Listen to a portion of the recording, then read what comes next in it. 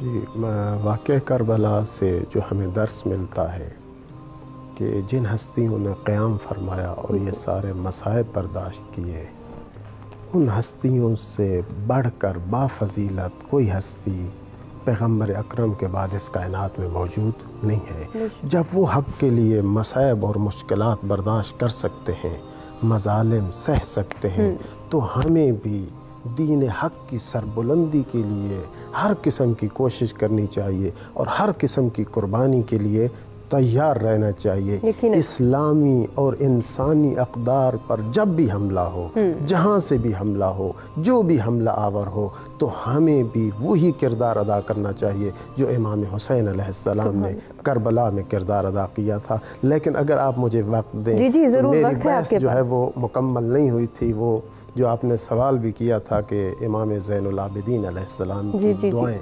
دیکھیے کربلا والوں نے ہمارے لیے ایک تو اپنی سیرت چھوڑی ہے۔ اس واقع کربلا سے ہم نے جو درس لینا ہے، ایک یہ ہے کہ ہم نے ان کی سیرت پر عمل کرنا ہے۔ دوسرا، انہوں نے ہمارے درمیان اپنا کلام بھی چھوڑا ہے، اپنی گفتگو چھوڑی ہے۔ ہمیں ان کے کلام کو سمجھنا ہوگا، پڑھنا ہوگا اور اس پر عمل کرنا ہوگا۔ امام زین العابدین علیہ السلام نے ہمارے لیے دو بہترین تحفے اور دو بہترین ان کی طرف سے ہدیے چھوڑے گئے ہیں۔ وہ ایک ہے رسالہ حقوق، حقوق کا رسالہ، یہ امام علیہ السلام نے بھی خود تدوین فرمایا، جس کے اندر 50 قسم کے حق بیان کیے گئے۔ مثلا اس کے اندر اولاد کا کیا حق ہے، اس کو بیان کیا گیا ہے، والدین کا کیا حق ہے، اس کو بیان کیا گیا ہے، پڑوسیوں کا کیا حق ہے، والدین کے علاوہ، پڑوسیوں کے علاوہ، اولاد کے علاوہ حکمران کا کیا حق ہے، رعیت کا کیا حق ہے، اسی طریقے سے امام کا کیا حق ہے، اس کو بیان کیا گیا، ایک دوست کا کیا حق ہے، اس کو بیان کیا گیا۔ مختلف قسم کے حقوق اس رسالہ حقوق میں بیان کیے گئے ہیں۔ ایک چھوٹا سا رسالہ ہے، انٹرنیٹ پر بھی موجود ہے، کتابی صورت میں بازار میں بھی موجود ہے۔ ہمیں چاہیے محبان اہل بیت علیہ السلام کو کہ امام علیہ السلام کے اس کلام سے استفادہ کریں۔ اور دوسری چیز جس کے بارے میں گفتگو ہو رہی تھی، وہ صحیفہ کاملہ سجادیہ ہے۔ امام علیہ السلام نے اس زمانے میں جو کربلا کے بعد سخت ترین دور تھا، ایسا دور تھا کہ کسی کو بات کرنے کی اجازت نہیں تھی، تو امام علیہ السلام نے دعا کے اسلحے کے ذریعے سے دشمن کی سازشوں کو ناکام بنایا۔ نسیم امروی نے ایک بڑا خوبصورت جملہ لکھا ہے، وہ کہتے ہیں کہ دشمن نے کبھی تیغ زبان استعمال کی اور کبھی زبان تیغ استعمال کی کہ اہل بیت کے مقام اور مرتبے کو ختم کیا جائے، لیکن سید سجاد نے دعاؤں کے اسلحے کے ذریعے سے دونوں ہتھیاروں کو کند کر کے رکھ دیا۔ اور علامہ طنطاوی مصری جو اہل سنت کے ایک بزرگ عالم دین ہیں، انہوں نے صحیفہ سجادیہ کی عظمت پر ایک مقالہ لکھا ہے۔ اسی طرح سے ایک اور علامہ ہیں، علامہ جمعہ، انہوں نے بھی ایک مقالہ لکھا ہے۔ 3-4 علماء ہیں جن کے مقالے اس کتاب کے اندر موجود ہیں۔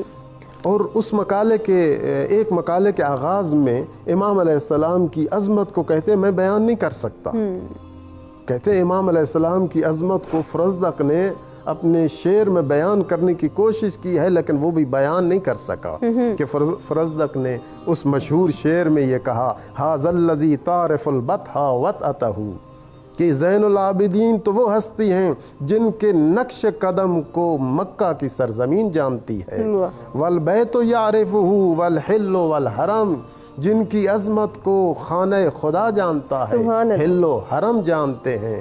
ھذا ابن خیر عباد اللہ کلہم، زین العابدین اس ہستی کے فرزند ہیں جو مخلوق میں سب سے بہتر ہیں۔ ھذا التقی النقی الطاہر العلم، یہ وہ ہستی ہیں جو پاک و پاکیزہ ہیں، جن کی پاک و پاکیزہ ہونے کی گواہی اللہ تعالیٰ نے قرآن کریم میں دی ہے۔ العلم، یہ تو مشہور و معروف ہے، سارے جانتے ہیں۔ اور آگے बड़े खूबसूरत अंदाज में वो कहता है, इज़ा रअतहु कुरैशुन क़ाल क़ाइलुहा, जब कुरैश के किसी फर्द ने देखा तो उसने क्या खूबसूरत अंदाज से कहा, इला मकारिम हाज़ा यंतहिल करम, कि इस शख्स की इज्जतों पर इज्जत ख़त्म हो जाती है। वो इसके ज़ैल में लिखते हैं, ये वो हस्ती हैं जिनके अखलाक पर अखलाक की इंतहा होती है, ये वो हस्ती हैं जिनकी ख़ानदानी शराफत पर शराफत की इंतहा होती है।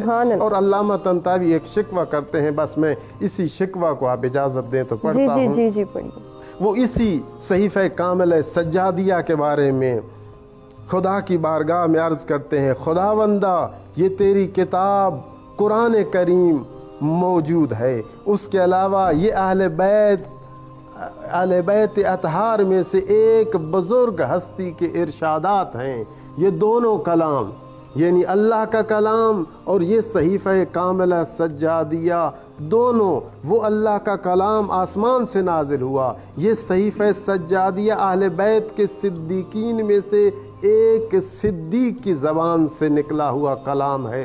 दोनों आपस में बिल्कुल मुत्तफ़िक हैं। और आगे वो फरमाते हैं, ए हिंदुस्तान, चूँकि उस वक्त पाकिस्तान नहीं बना था, ए बर्र सग़ीर के मुसलमानों, ए फर्जंदान इस्लाम, ए अहले सुन्नत, ए अहले तशय्यो, क्या अब भी वक्त नहीं आया है कि तुम कुरान और अहले बैत के मवाइज़ से सबक हासिल करो?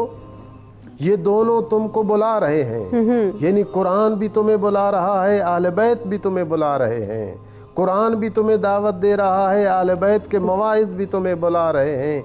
ये दोनों तुमको बुला रहे हैं उन उलूम को हासिल करने की तरफ जिनसे अजायब कुदरत मुनकशफ होते हैं और खुदा की मार्फत हासिल होती है। ऐ अहले तशय्यो, ऐ अहले सुन्नत, पहले इन उलूम को हासिल करो, इन्हीं के हासिल करने का तुम्हें कुरान और पेशवायान मज़हब के इरशादात में हुक्म मिला है। बेशक बेशक।